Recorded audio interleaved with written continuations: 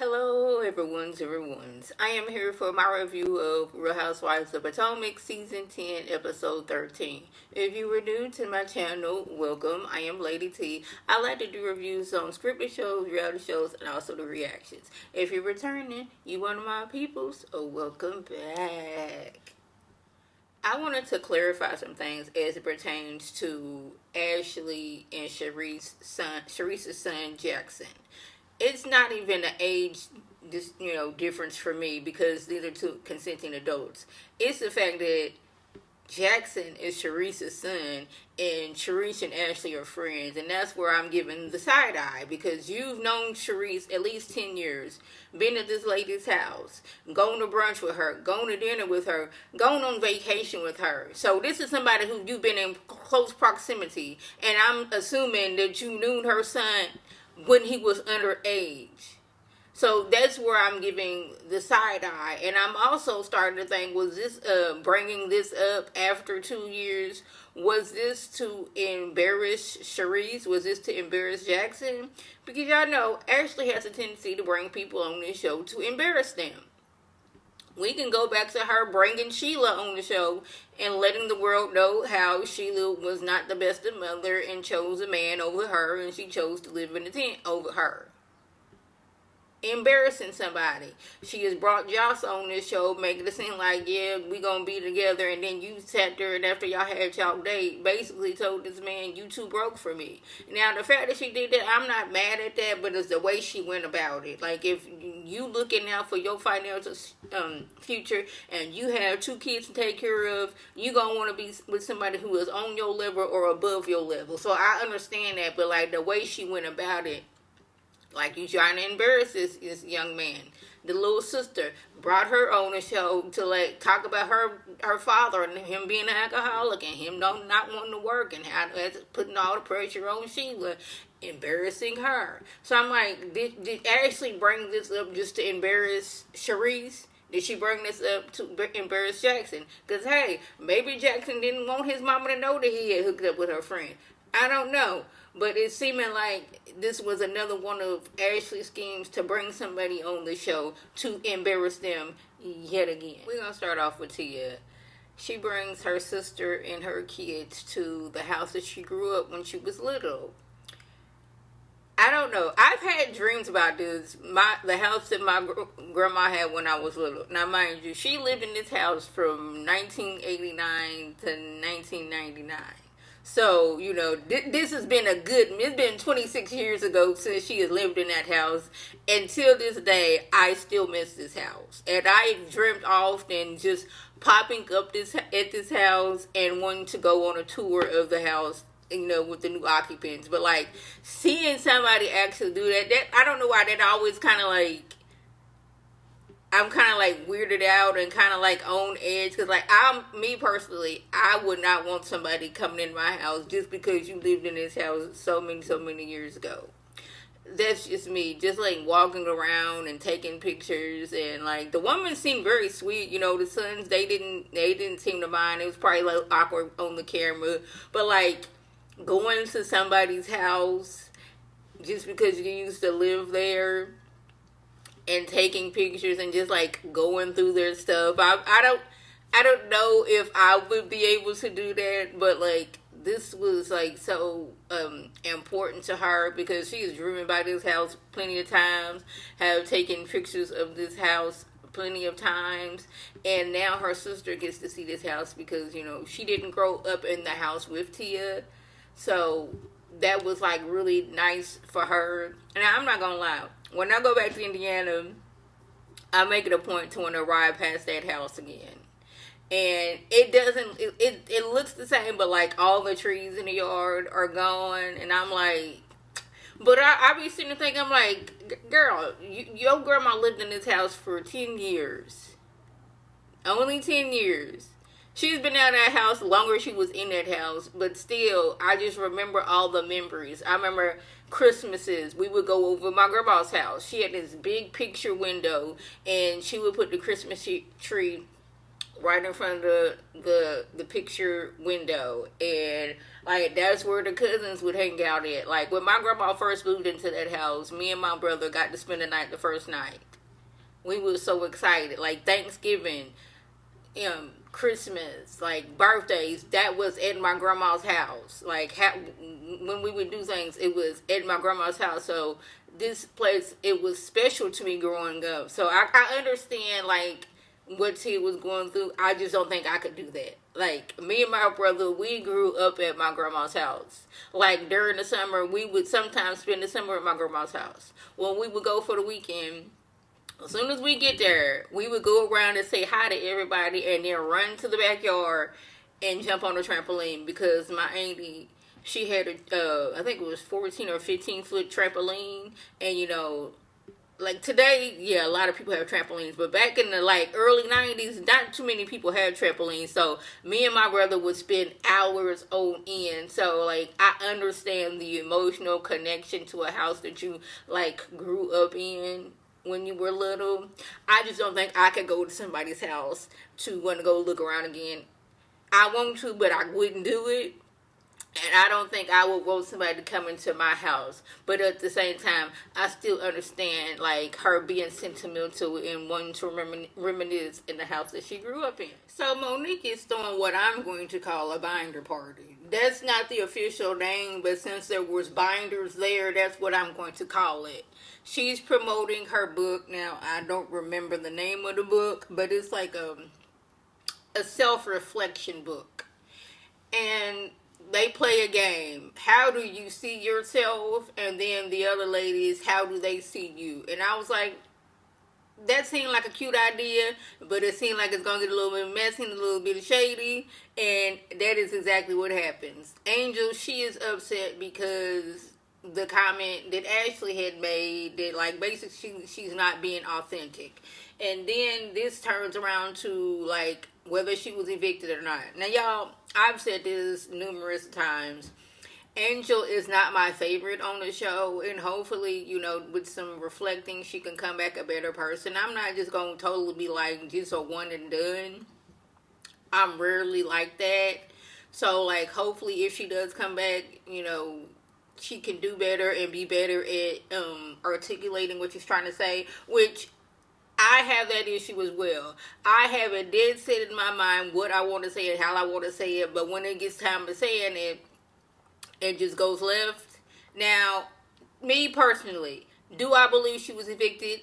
No, she was in a short-term rental, which I'm thinking she had got an Airbnb while she was filming the show. Am I mad that she did that?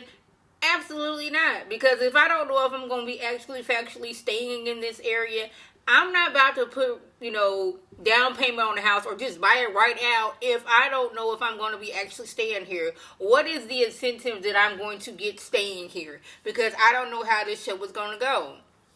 I'm assuming she had got the Airbnb, that's what I'm going to call it, for a certain time, and filming ran over, which is why I said a few episodes ago, or maybe it was last episode, I don't remember when it was, that if in your contract it stated that y'all was going to be filming for 6 months, I don't know, maybe extend it to 8 months to give you some wiggle room, so like soon as filming's over, you're not just hop, skipping and jumping and moving out. That'll give you time to relax when y'all finish filming, and then be able to pack up without being stressed. That's my only issue. But like Angel, when she's trying to explain things, it doesn't come out, which I said I understand, because like when she's explaining that the time and the date and all that stuff, it's seeming a little bit fishy. Now this is what I would have done. We didn't. I don't want to say we moved on from Angel, but like the pettiness and shadiness would have been for me if I was Stacy. When I was writing about Ashley, I would have been like, how do you see yourself as a friend to Sharice when you was over there hooking up with her son? I would have said some stuff like that. Or when they was at the party, I am a very nice person. I really, really am. But I have a shady side to me and a messy boot side to me as well. And I would have, now this is just me, and I'm not saying it's right, and I'm not saying it's wrong, but if I was Stacey, after I heard about this news between Ashley and Sharice's son Jackson, I would have walked up her, and now I don't know why in my head, but I'm a little theatrical, if y'all didn't know that by now, and just to add to the drama, I would have walked up with my drink and a straw and like, oh, so Sharice, Ashley and your son, that's funny. Then took a sip. And then I would have looked at Giselle and like, maybe Ashley shouldn't be around people's kids. And just walked off. I would have done some mess like that. Because y'all was all up in my business, Sharice, Ashley, and Giselle, when y'all was trying to figure out what I was doing in my life and if I was dating Chris Samuels. Y'all spent the first part of the doggone season talking about that. Meanwhile, in Giselle, you were talking about some Stacey, she don't need to be around husbands and kids. You don't need to be around husbands, Giselle, and Ashley, you don't need to be around kids. I said it. But that would have been the shadiness in me. But back to Angel. I just think, like, the way she's acting. Now, I'm not going to sit here and stereotype the WAG community because I don't know them. But I would think that you would need some kind of, some thick skin to hang out with these ladies. And the way Angel came in, it seemed like she was given this persona that she was this girl. And that has not shown up. But yeah, now she's telling Ashley, now if you feeling like I'm fake, then maybe you shouldn't be coming to my house. Which Giselle jumps in with like, Ashley, she might ride or die. So if she ain't going, I'm not going. Now, Angel, you would have won some big points if you've been like, well, if that's how you feel, then you don't need to come as well. But y'all know Giselle got a hold on some of these girls, which is, I need somebody to come in and she gonna be, put Giselle in her place. Not bow down to Giselle. Just saying. That's what I'm glad Wendy let Angel know, like, girl, if you're going to be around this group, you just got to let some stuff roll off your back. Like, Ashley said some messed up things to me, and I told her, girl, go somewhere. Like, as simple as that. Now, I know that it takes time with that, and it took Wendy some time. And I've seen a lot of people saying how Wendy, she is being a mean girl this season. And I don't necessarily think she's being a mean girl. I'm just, as it pertains to Angel, like, Wendy, you've been getting bullied for the last few seasons, and now you want to jump on the bullying of Angel. I was like, I don't see it as Wendy jumping on Angel. I see it as, like, Wendy giving back what Angel is giving her. Like, you so mad and big and bad and bold and mad at me, when the real person over here is Giselle that done said some things. Giselle is the one that called you a catfish. Giselle was the one that was putting the word evict on you. Which, I'm going to sit here and sit there, Ashley. I mean, I don't know why. Ashley, you shouldn't be bringing up any type of eviction scene as where Miss Sheila came from. Said it. I apologize. I know that is wrong. But, like, I don't like this superiority attitude that Ashley has now. I don't like it at all. The way she's like, we not going to forget how you got your come up. The ladies have arrived in Colorado for Angel's trip. Now, Colorado looks like a beautiful place. But at the same time, I don't know what it is about me, like, being in places to where your neighbor is, like, miles away, always kind of, like, unearthed me. I don't like houses with a lot of trees around it, and, because I'm paranoid. I be in my own house, and I be seeing things, so I already know that I'm going to get it in my head that there is somebody in the woods just looking at me. Place looks beautiful. Now, when they pull up, there is this house. And this house, it instantly took me back to all the times I have driven from Indiana to Georgia. And when you get to Mount Eagle, Tennessee, there is houses in the midst of the trees in the forest. I don't know if it's forest, mountain areas. And when I was little, you know, I didn't know any better. But the way the trees in the houses were set up, it just looks like as soon as you step out the house, you gonna roll down the hill. And I was terrified of that. You know, I was a kid, so, you know, I was dumb and didn't know any better. And, like, of course, it's going to be a good flat area for the house and a good flat area for you to drive around. It's not just house, then you going down a hill. But anyways, Angel, being nice to Wendy, surprised me. She wanted, Angel wanted Wendy and Stacy to ride in the car with her, which I am shook at, because, you know, Angel ain't really seen it for Wendy, which we never understood why. But Wendy's on this like it's a little too late, because, like, we almost done with the season, and now you want to be friends with me? I don't know if it's because Wendy was trying to give her some words of encouragement, like, girl, you can't let these comments you can let these comments roll off your back and keep it going. But, like, I would like to go to Colorado in the wintertime, even though I don't like the snow. I've had enough of that. I had doggone almost 20 years of being in Indiana dealing with snow. I don't need that no more. But at the same time, I would like to go to a cabin where it's snowing. Does that make sense? Like, I don't want to be outside in the snow. I would like to be in a nice log cabin with a huge fireplace, a big open plan, but looking out at the snow. That's what I would like. But the ladies, they have arrived, and it's like, it looks scary because, like, your neighbor is 15 miles away, and in my mind, that's not good. We don't have no reception here either. I'm always thinking about what's the worst that's going to happen. If I need to get somewhere, if I need to call the ambulance, am I going to have reception to do that? Like, all these things will be running through my mind. And then I got to add on, like, we high above sea level. And now I done got altitude sickness. It's like, I would be like, I mean, it look beautiful, but, like, would I want to go there? I mean, I probably would. And I would read up all the things I need to do so I won't get sick. But, yeah, that house, it took back memories from all the road trips from Indiana. Once the ladies had a little bit of something to eat, they find out that Kay and Tia will be going to Angel's house, and everybody else will be staying at this, it's a nice cabin, I'm not gonna lie about that. So then we get to our favorite part of, you know, going on a trip, the dispensing of the rooms. And when it came to Giselle and Ashley, and this is where I'm like, see, Angel, this is the attitude that you need to be having.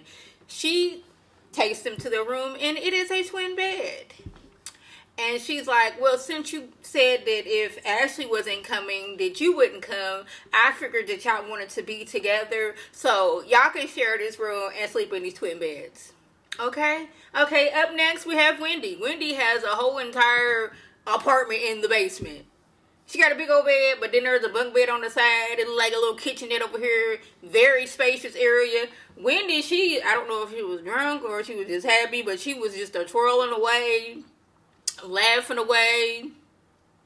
Giselle is upset because she is not no college student, and I'm like, Giselle, this is not the first time that you have had to share a room. Remember, several times you and Robin had to share a room, but okay. And I'm like, Angel, yes, this attitude from here on. And she was like, yes, I was being shady. And then we come up the eviction again, because, you know, Giselle knows everything, but at the same time, Giselle will let you know that she likes to put a little sauce on some things, i.e. she likes to lie. So, yeah, we keep on saying this lady was evicted. And I'm like, how many times, like, you cannot get evicted from an Airbnb. It's just like, I already paid for the time being that I was going to be there. And then once that time was up, I have to leave. Where is there an eviction? Eviction means that either you to mess up the property, you was doing some illegal activity there, or you was not paying your bill. With an Airbnb, you pay up front before you even get to the house. So I don't know why Giselle's playing in our faces, but then again, that was the gist. If I left anything out, by all means, comment below. If you were new to my channel, welcome. Feel free to subscribe. It is free all day, every day, free $99. Make sure your notifications are on, so when my beautiful face puts up a video, you can click on it, you can like it, you can share it to your people, and they can come up and be one of my peoples by clicking that icon above. This is Lady T signing off. Have a good one.